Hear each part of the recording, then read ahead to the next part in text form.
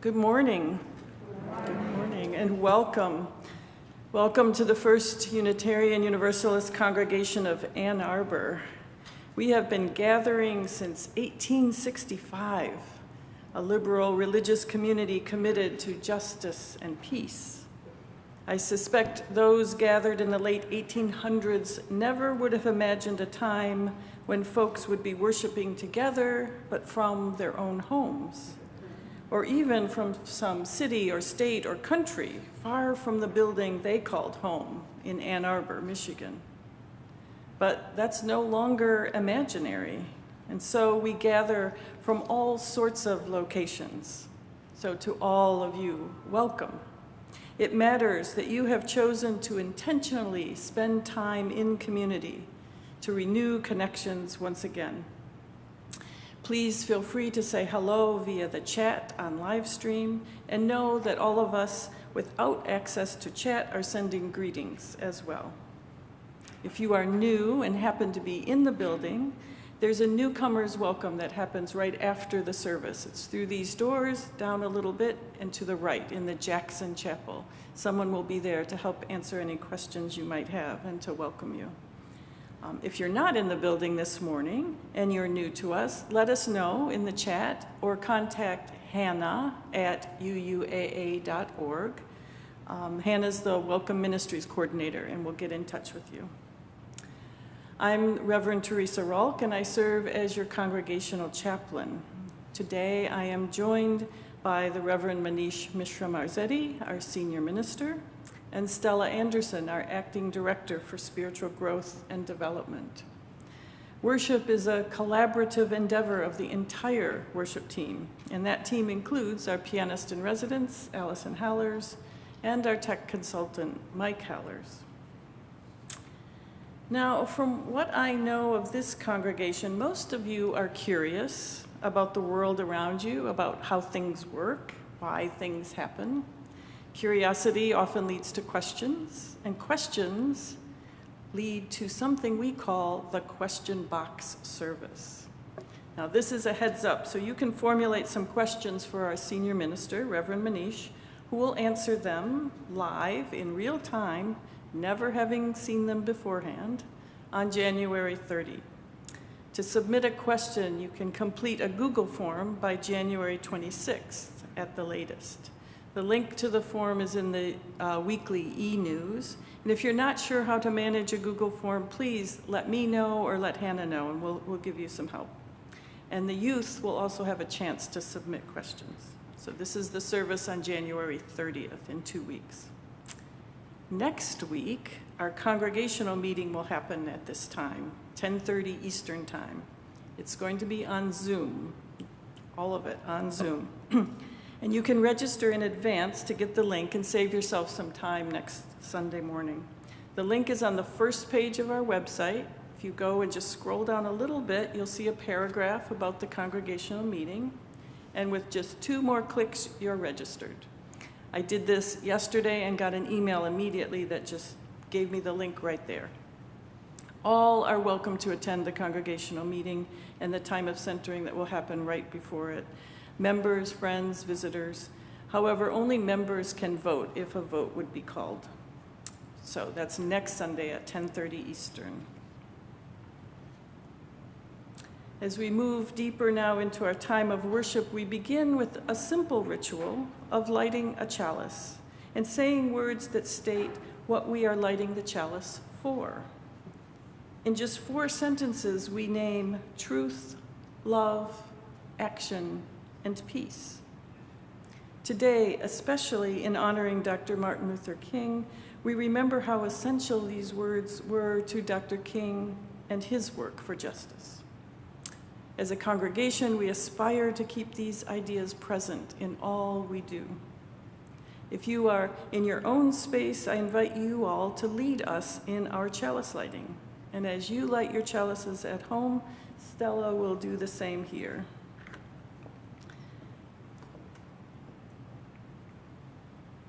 Let's say our chalice lighting words together. We light this chalice for the light of truth. We light this chalice for the warmth of love. We light this chalice for the energy of action. We light this chalice for the harmony of peace.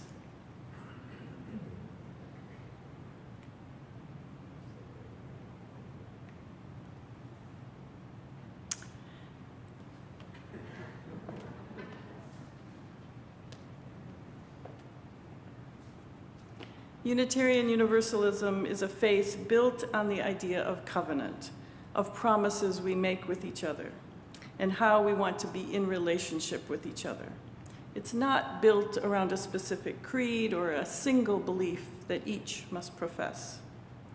We are living this covenantal faith every moment of right now in our agreement to participate in activities in person in the building only if you are vaccinated and boosted as eligible.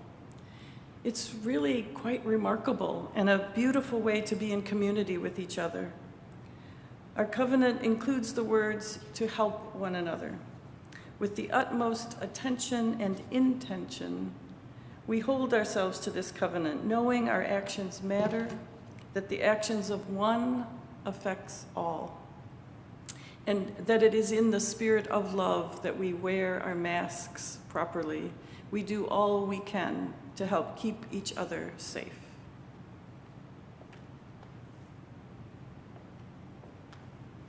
If you would join me in speaking together the words of our covenant.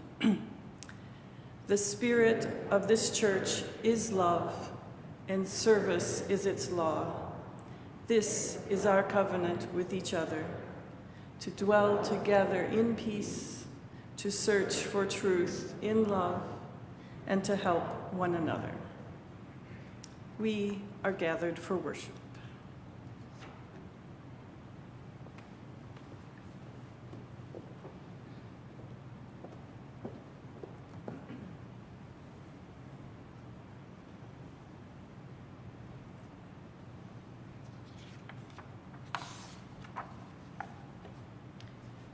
The Undefeated by Kwame Alexander, illustrated by Kadir Nelson.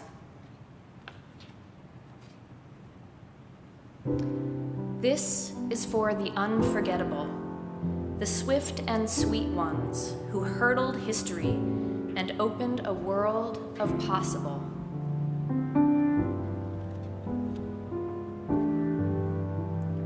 The ones who survived America by any means necessary.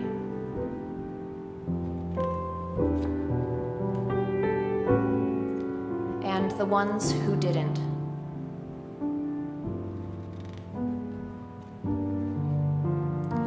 This is for the undeniable, the ones who scored with chains on one hand and faith in the other.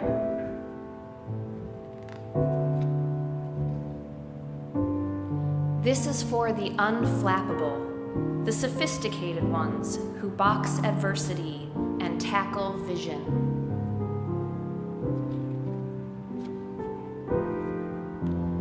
Who shine their light for the world to see and don't stop till the break of dawn.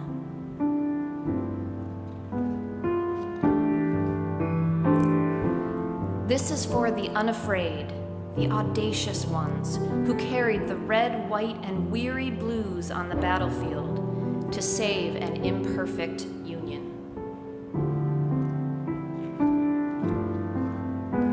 The righteous marching ones who sang, "We shall not be moved because Black lives matter."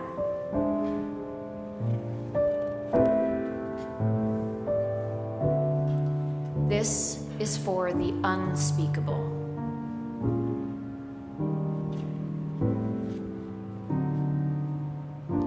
This is for the unspeakable.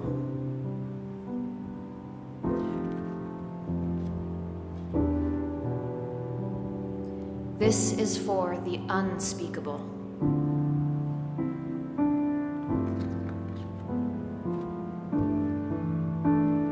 This is for the unlimited, unstoppable ones, the dreamers and doers who swim across the big sea of our imagination and show us the majestic shores of the promised land.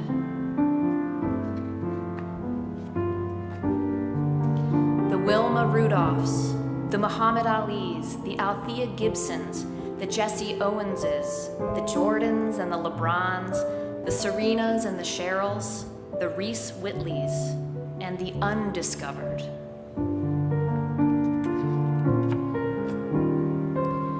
This is for the unbelievable, the wee real cool ones.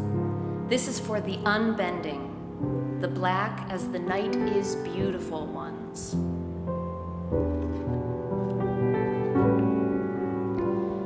This is for the underdogs and the uncertain, the unspoken, but no longer untitled.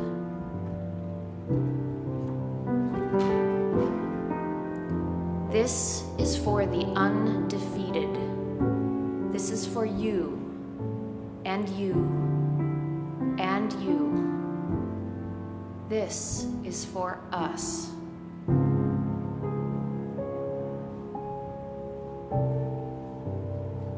The end.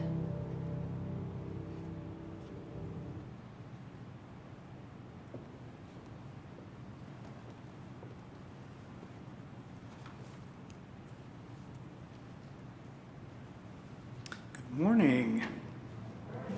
Thank you, Stella, for sharing a beautiful story with us. In the spirit of this Martin Luther King Jr. weekend on which we gather, we hold in our hearts the deep knowing that service is something we're profoundly called to as human beings and as Unitarian Universalists. We recognize that deeper world that is characterized by justice, that begins to move in ways that reflect the inclusivity and equality that we all long for, is co-created.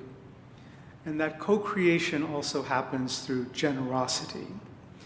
Unlike other denominations, larger denominations, the Catholic Church, the Episcopal Church, in our UU tradition, there are no centralized authorities holding pots of money that they send out to local communities such as ours.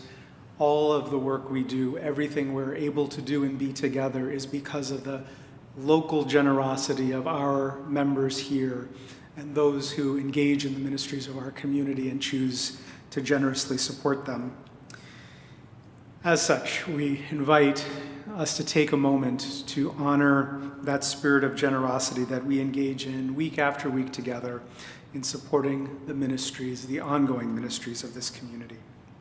You may do so by, as you're leaving today, leaving a check or other cash donation in one of the baskets as you're departing the sanctuary if you're with us in person.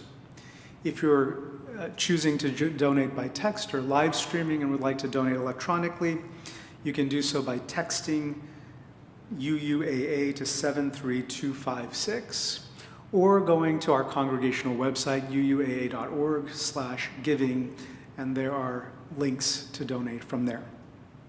We thank you so much for your ongoing generosity and support of all that our community aspires to do and be in the world.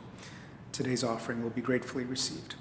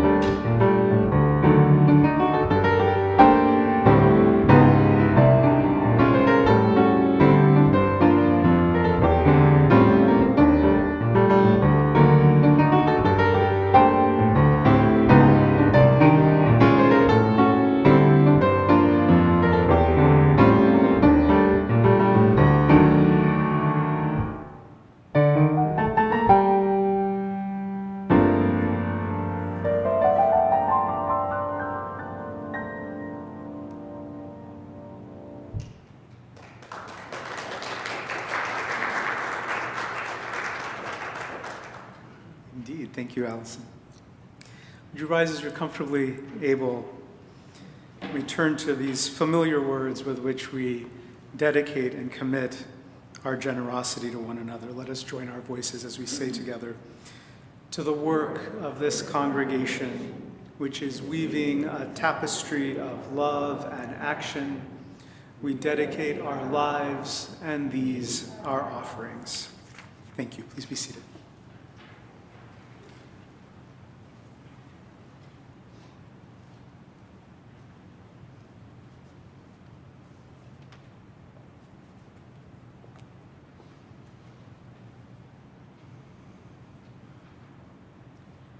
Precious Lord, take my hand.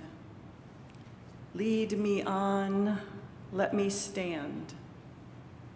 I am tired, I am weak, I am worn. Through the storm, through the night, lead me on to the light. Take my hand, precious Lord, lead me home. Dear ones, I'm going to ask you to sit with what perhaps may be the discomfort of something unfamiliar, or something that you might dismiss theologically as not in my belief system, or musically as not the kind of stuff I listen to. But how limiting is that? The ask is not to change what you believe or what you like to listen to, but for this moment, the ask is to be intentionally present in the experience of a musical meditation, to connect with some part of this deeply human and emotional musical offering. What do you do when you are feeling despair or hopeless or sad? You might reach out to someone else. Have you ever told someone, I'm tired, I'm worn out, I'm out of energy? Have you ever asked someone, help me get through this crisis? Have you ever held someone's hand and literally pulled them through difficult times? For Thomas Dorsey, the composer of the piece, Precious Lord, the words came to him as a response to the unimaginable loss of his wife and infant son in childbirth in 1932. Dorsey was calling on that which sustained him, his Christian faith.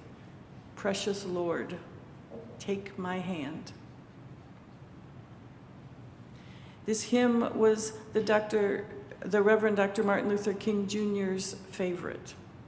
Knowing the work Dr. King engaged in, imagine how often he might have said, I am tired, I am weak, I am worn. This piece gave him comfort, support, and hope.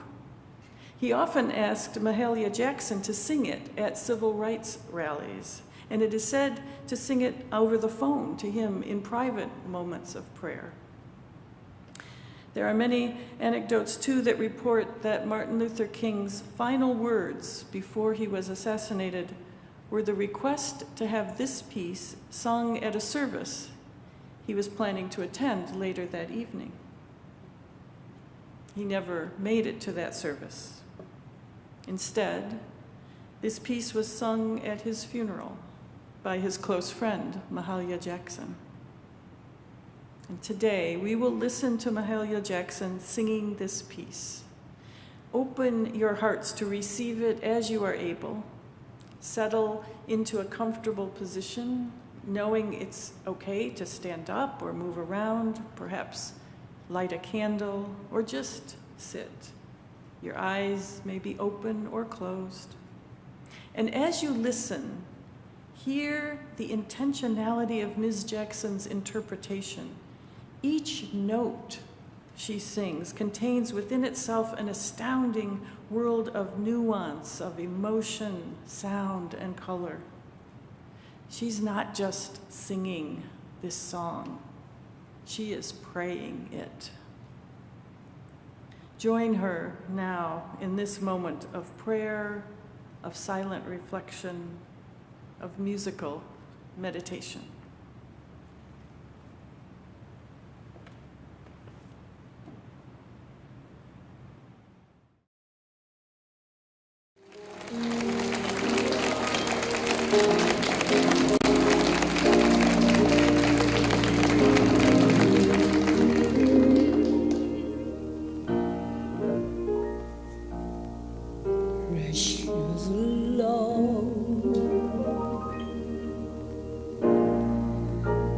Take my hand,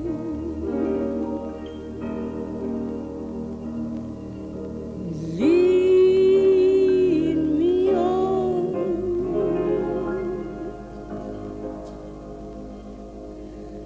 let me stand.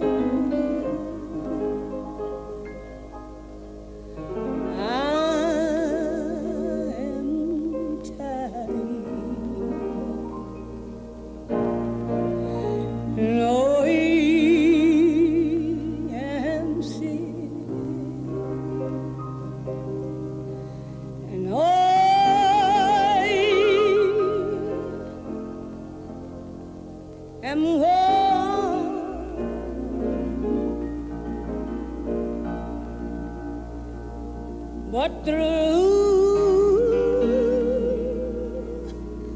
the storm,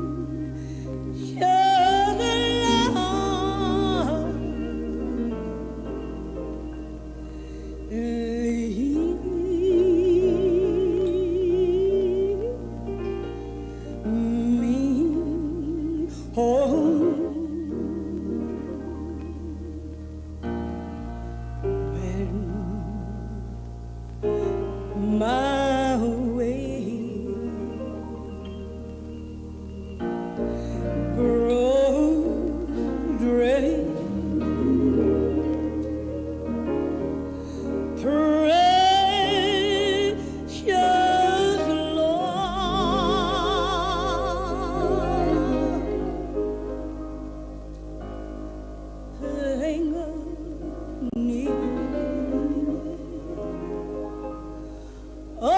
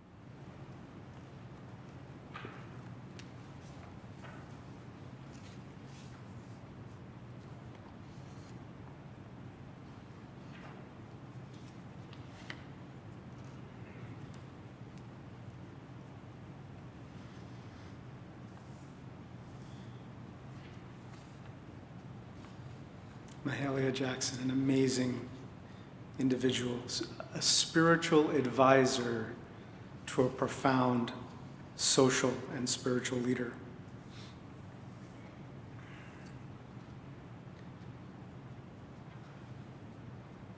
The words of Dr. Martin Luther King Jr. Well, I don't know what will happen now. We've got some difficult days ahead, but it doesn't matter with me now because I've been to the mountaintop and I don't mind. Like anybody, I would love to live a long life. Longevity has its place, but I'm not concerned with that now. I just want to do God's will.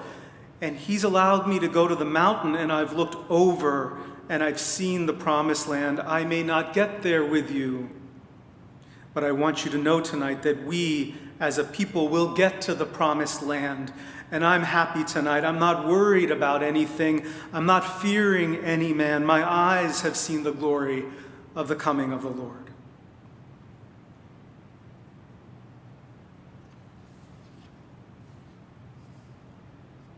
These are the words he offered impromptu the evening of April 3rd, 1968, in Memphis.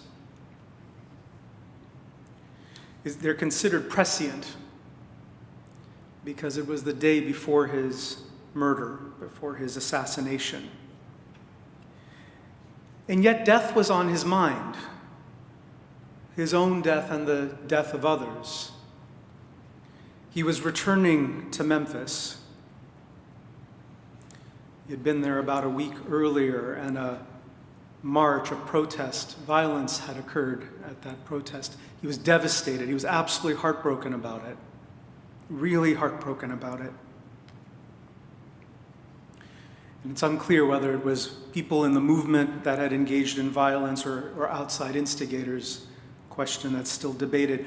But he wanted to come back. He needed to come back so that he and his leaders and the people in the movement could show that they were committed to nonviolence, that they were committed to a certain way of advocating and moving justice forward.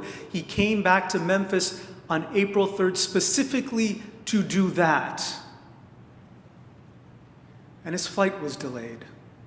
His flight arriving into Memphis was delayed because of bomb threats.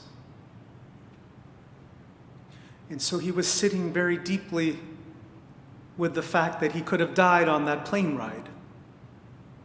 Not just that he could have died on that plane ride, but because somebody was trying to kill him, or may want to kill him, all the other people on the plane might have died too. All of that was heavy on his heart. As he then gave what is remembered as one of his most remarkable and brilliant pieces of oratory, impromptu, that night on April 3rd. I had the privilege of being able to visit Memphis last month.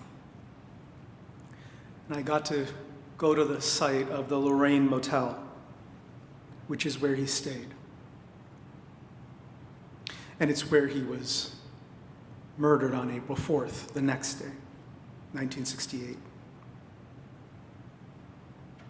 He stood on that balcony of the motel. Some of you probably remember the pictures or have seen the pictures. So I understand late afternoon, something like this, and he was getting ready for dinner and for the evening programming, events that he was going to attend.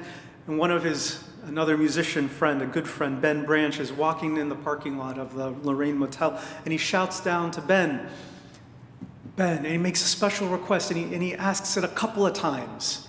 Ben, tonight, play Precious Lord, Take My Hand. And Ben, I play it all the time, Martin. But tonight, for me, tonight. Play it for me tonight. And he insists. And Ben Branch agrees. And only after Ben Branch agrees, he looks up from the parking lot, begins to turn to go back into his room to get his coat, for his dinner coat. And that was when he was shot.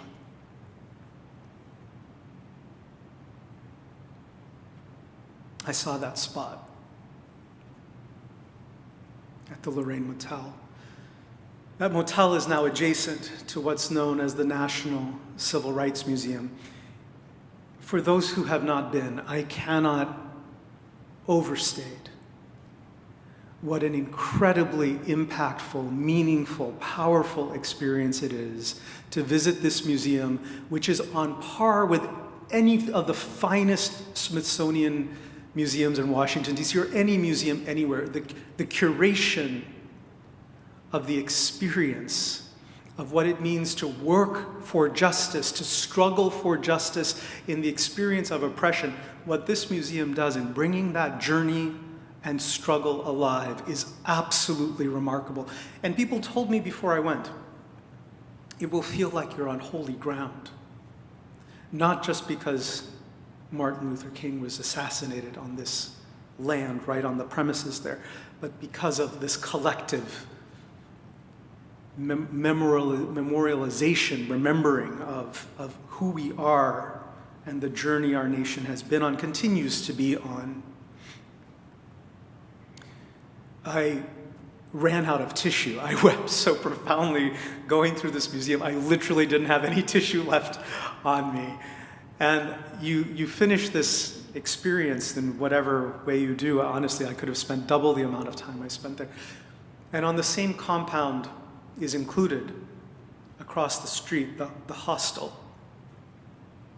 where the shooter stayed. And you can go and see the bed that he slept in, and the window out of which he fired that shot, which I did. It was very upsetting, very jarring to have first been a part of seeing something so moving, so beautiful, a testament to our human courage and capacity, and then meters, feet away,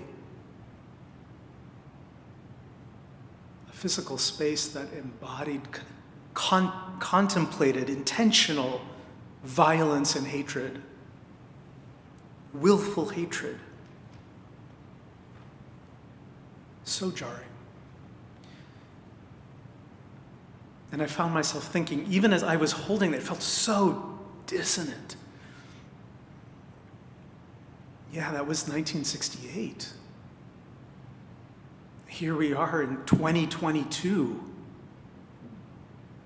still living with the same dynamics, such beauty and striving and aspiration side by side with willful, intentional hatred that is just simmering, bubbling, waiting to spill over into some act of horrendous violence. All those dynamics still persisting. And so this week, as I've contemplated Martin Luther King Jr. weekend, what I've sat deeply with is, who are we? What are we called to do and be today? And how might these legacies of struggle for justice, for freedom, for equality, liberty, dignity, how can they help us, inform us today?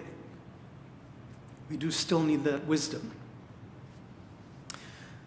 I want to share a little bit of my thoughts on that with you. And I'm going to take a little maybe historical detour.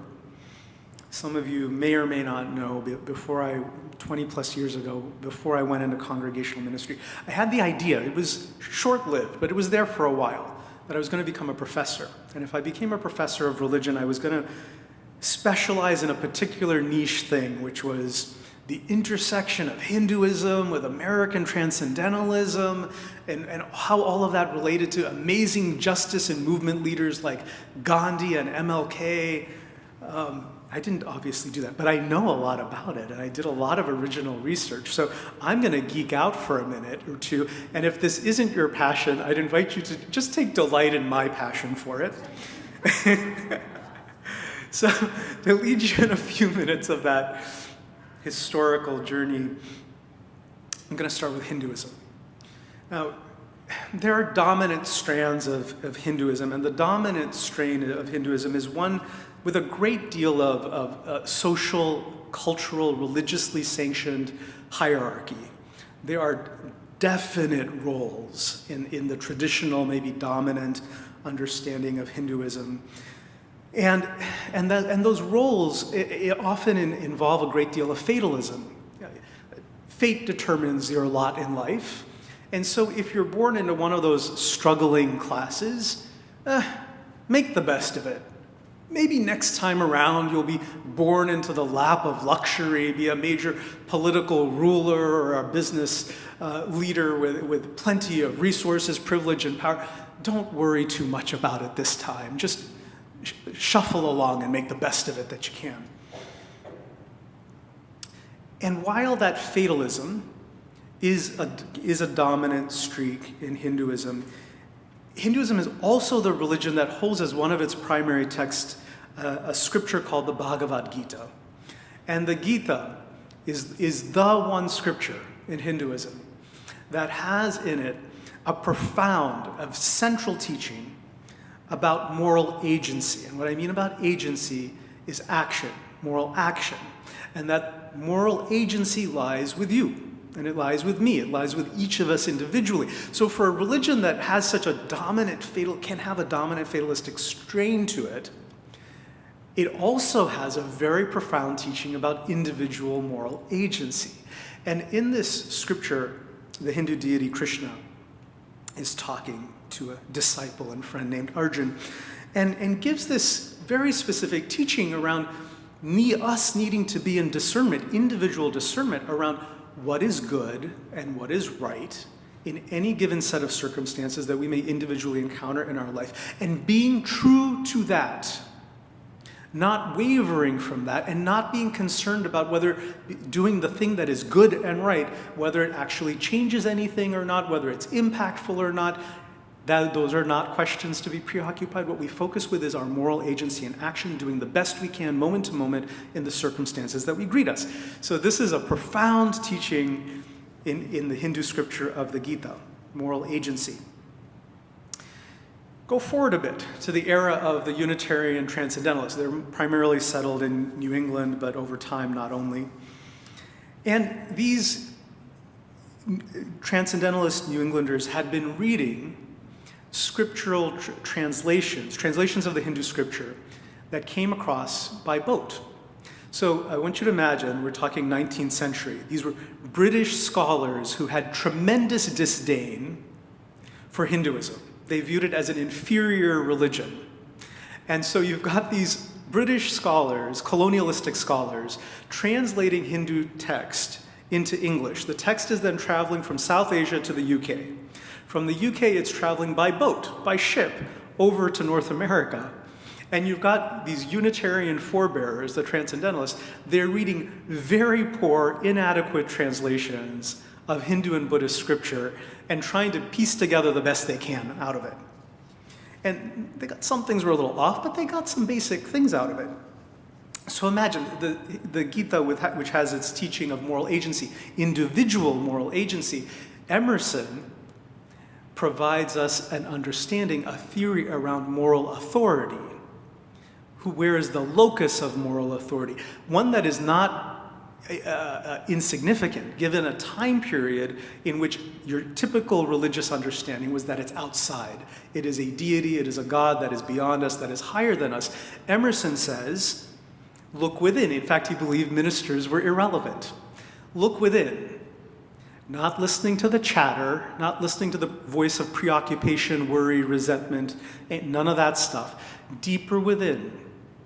Deeper within, find the ground of stillness, find the ground of knowing, what in the Greek tradition is called Sophia, eternal wisdom, eternal knowledge. Find, and it's never the chatter, it's something gentler, quieter. Find that voice inside you. That, we each have access to it, he says. Now, what the places, the location of wisdom then is inside us. Another transcendentalist leader, Emerson's erstwhile protege, Henry David Thoreau, he takes both these concepts, moral agency and moral authority, puts them together. And what does he come up with? He comes up with the single individual's action of civil disobedience. So he famously protests the poll tax that he was subject to. He owned no property, Henry David Thoreau, but he had to pay a poll tax. He didn't want to pay a tax to the state because the state supported slavery and the state supported war. So he undertakes his single person, his sole protest against the poll tax and supporting the state, goes to jail. His aunt has to famously bail him out. He goes on to publish a treatise about all this called Civil Disobedience, published in 1849. And it is this twinning of moral authority and moral agency. Yes, the wisdom, Sophia, eternal knowledge, wisdom, that inner spark is inside each and every one of us. Find it, draw on it, listen to it, and then act on it. Allow it to guide you towards the right moral action. He poses in Civil Disobedience, he actually says, he kind of has a wondering, why do people follow laws that they know are unjust? Clearly unjust, and then they go around obeying them. Why do we do things just because other people are doing them when we know they're not right? Are we listening to that locus of wisdom inside of us and then allowing it to guide us in our embodiment, in our action? Okay, Gandhi, go forward about 50 years. He's a young fellow at Oxford University around the year 1900, and he happens to be studying with one of his professors there, Professor Henry Stephen Salt, who's a scholar of the Transcendentalist movement and Henry David Thoreau. Gandhi gets introduced to the writings of Henry David Thoreau while he's at Oxford University. Look at the beauty of this, by the way. These ideas are bouncing all over the planet. I call it, this is my language, the ping pong effect. You've got ideas rooted in Hinduism, bouncing to the UK, over to North America, bouncing back to the UK, reaching Gandhi. Gandhi's reading Civil Disobedience. He graduates from Oxford, returns to South Africa, where he's serving as a lawyer before he goes to lead the movement in India. And he specifically teaches the Indian South Africans about Thoreau's work and lifts it up as a model of like, this is what we can do. This is what we can do with the oppression that we're encountering here in South Africa.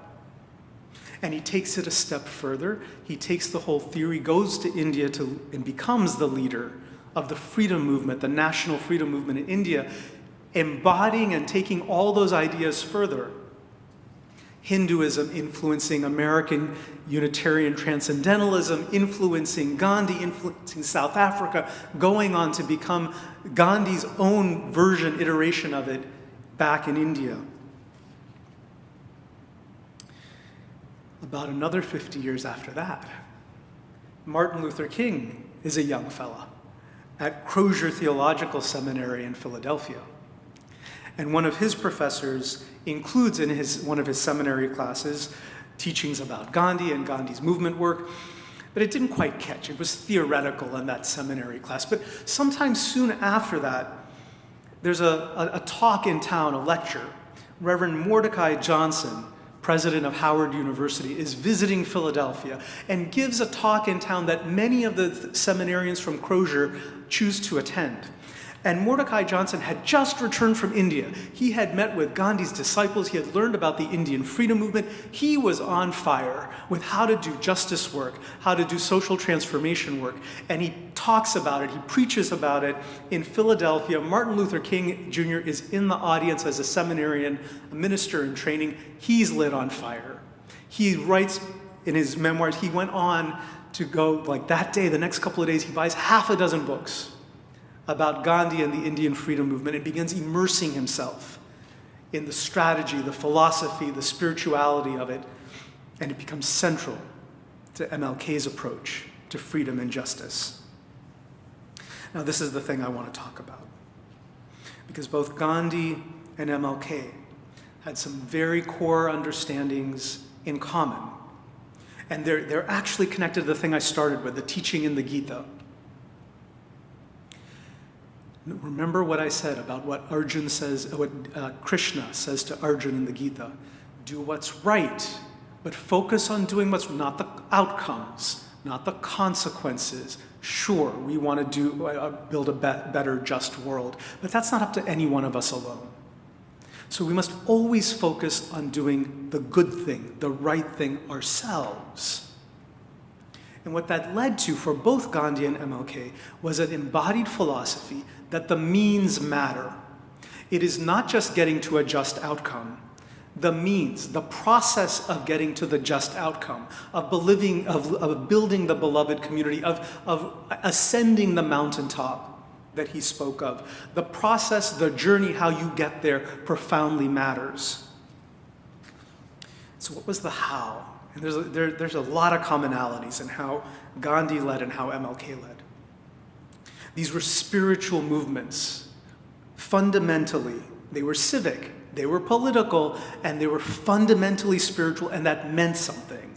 So for Gandhi, his framing of this was satyagraha, and the word satyagraha, satya means truth, exactly in the way that the Greek word Sophia, eternal truth, eternal wisdom, satya, eternal wisdom, eternal truth, graha is the impact of, the force of, the impact or force of eternal wisdom, eternal truth. This was the guiding concept for Gandhi, that it was enough to be rooted in that, not the anger, not the righteous indignation, not the frustration at injustice. Be grounded gently, firmly, clearly in the power of the wisdom and the truth that you know. And when that occurs, there's no need to yell. There's no need to convince anybody of anything. There's no need to belittle or berate anybody. There's no need to do violence or harm on another. Be gentle, be clear, be firm, and be grounded in knowing that the power of that truth will ultimately prevail. MLK believed exactly the same thing. His language was nonviolent direct action. So the framing's different, but it's the same idea. How did MLK phrase it? This is from his same speech, the mountaintop speech. Night before he was murdered, the night before violence was visited on him, irreparable violence was visited on him. He said, we don't have to argue with anybody. We don't have to curse and go around acting bad with our words. We don't need any bricks. We don't need any bottles. We don't need Molotov cocktails. He said this the night before he was assassinated.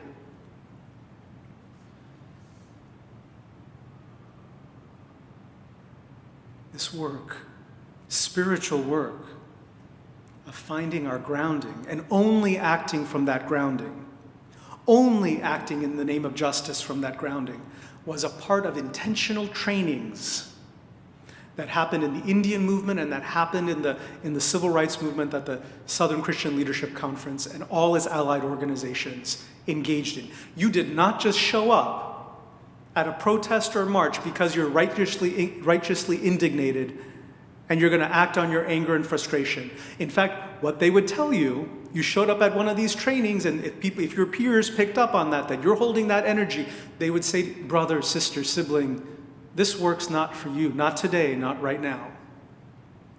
Brother, sister, sibling, this work's not for you, not today, not right now. Not with that anger, not with that frustration, not with that indignation. They moved from a place of gentleness, pure conviction, groundedness in the truth that they were seeking to bring alive. And the training opportunities were in support of that. In the Indian movement, okay, what are we going to do when the soldier shows up with the baton and is going to bash your head in? Or break your bones, break your arm or your leg. Here's what we're going to do. We're not going to fight back. We're going to stay grounded in our gentleness. These were core teachings that they talked about and practiced in their trainings before they ever went out. In our U.S. movement, so what are you going to do when racial epithets are slurred at you? When hatred comes your way, when things are thrown at you, what are you going to do? This is what led to Rosa Parks being able to act the way she acted on that bus. She attended the trainings. She was part of the movement. She didn't magically appear somewhere. Both these movements, profound spiritual movements that paid attention to how they were moving They engaged in shared spiritual practices in each of these separate movements, practices that were grounded in prayer and song.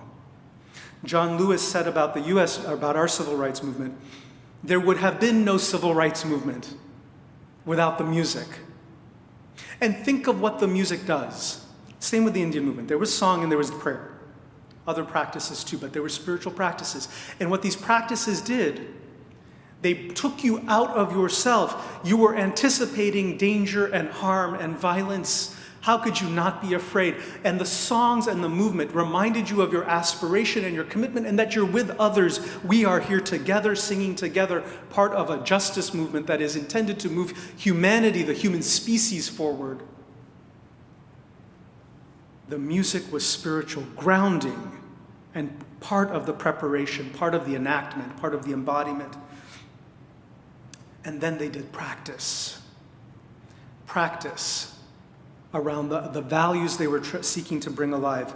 So famously, Mahatma Gandhi, in this highly stratified, socially stratified Indian culture, the lowest of the low were called untouchables. And this was the class of people in Indian society for whom the work that was considered the most unclean was reserved for. Things like cleaning up after funerals, cleaning latrines. This lowest class would do that kind of work. Gandhi, any of the leaders closest to him, if you were at a camp with him, an organizing camp, he would first off set the example and go clean the latrines himself. And then he would say, now you all are going to do the same thing. Go clean the latrines. Who's next up going to clean the latrines? His followers would say to him, they called him father, they'd say, Bapu, you don't have to do that. We'll do that. This is far beneath your station. And you would say, no. No work of dignity is below anybody's station, right?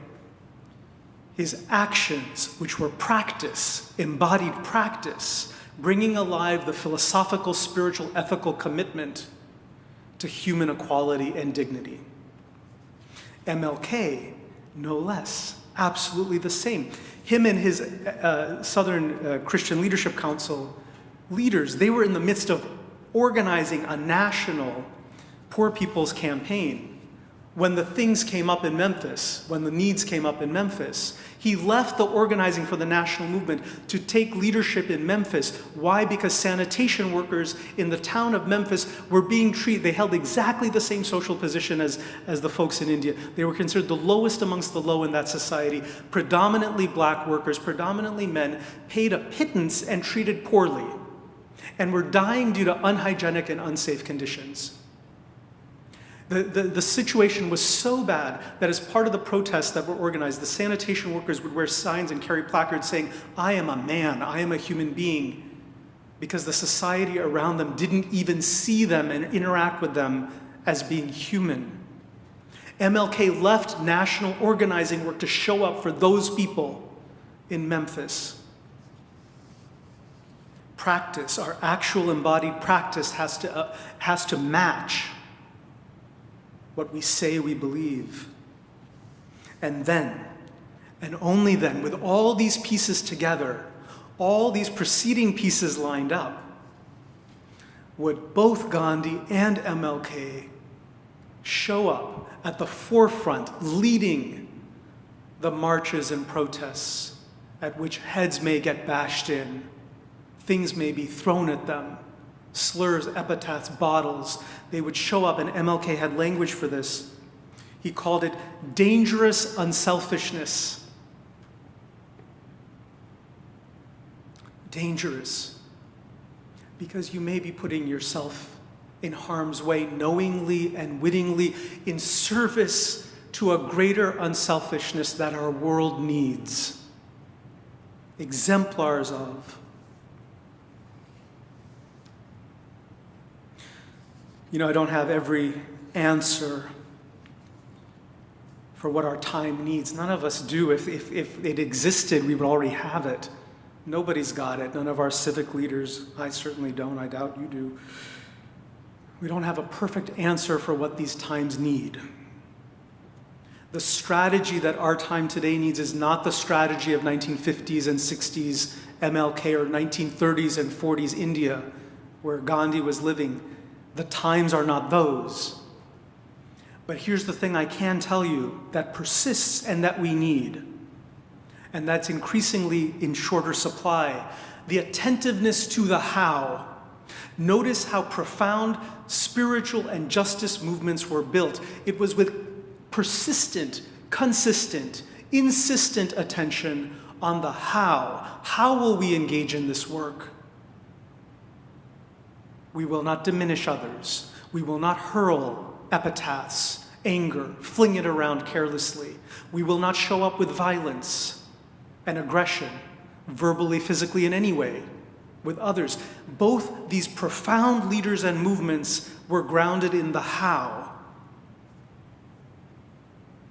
And I'm saying this in a week in which I've seen the recent polling. Maybe you saw it too. Washington Post took national polling. They're reporting that 34% of our country, a third of our country, believe that it's perfectly legitimate to engage in violent acts against the federal government if you don't agree with it, if you don't like what the federal government is doing. A third of our, and it goes up to 40% depending on political affiliation. 34 to 40% of our country think it's perfectly fine to engage in violence against our own government. This is not the 1950s or 60s of MLK, or the 30s and 40s of India, with the British Empire's reverence for the rule of law. This is not that time. Some different strategy is needed that we haven't quite found yet, but here's the thing that persists. Who you are, who I am, in how we show up for this needed and necessary work still matters. We are the people, we Unitarian Universalists, we are among those who have always paid attention to this. Our justice work has always been deep. We have always been on the cutting edge of what our own culture and society has needed. And typically our culture and society has followed, somewhat laggedly, but it usually does. Historically, that has been the trend. Can we trust that place of gentleness and stillness in us? Can we trust it? That there's an eternal wisdom there, an unshakable truth there, that we can live in fidelity with. And from that place of gentle knowing, grounded knowing, engaging in the practices that are needed, we will continue to advance up that mountaintop. We will not desist, we will not defer. We will continue because that is part of our calling, that is part of our history and legacy as Unitarian Universalists. This MLK weekend, I'm holding that hope, that aspiration in my heart, and I hope that you might as well.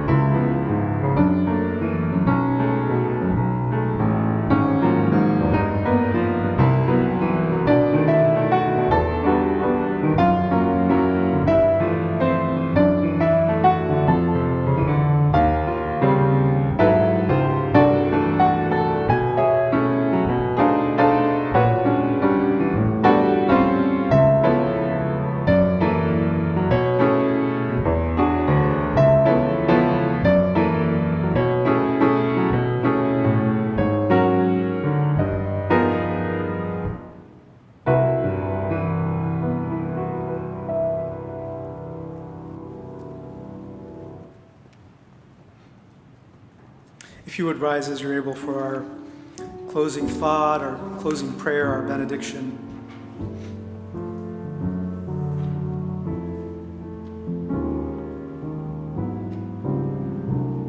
As we enter this new week, we know that that journey up the mountaintop that Martin Luther King Jr. spoke about, we know it's not an easy one. It requires steadfastness. Hold that steadfast commitment in your heart deeply and well. Know that wisdom resides within each and every one of us, and that we're called to stand true to it, with it, in solidarity with it, in building the better world that we need and our world needs. It does not get built by itself, and yet we also know that we're not here. We're not here to act out aggression and violence on anybody, on systems, on people, on communities, on others. Justice requires the best of us. How we engage in the work of justice building and justice seeking matters. Pay attention to it. Live it out in your words and your deeds, and as you do so, know that you do so being supported and cheered on by this beloved community of individuals who all seek to do the same. Go in love, go in peace, until we are together again.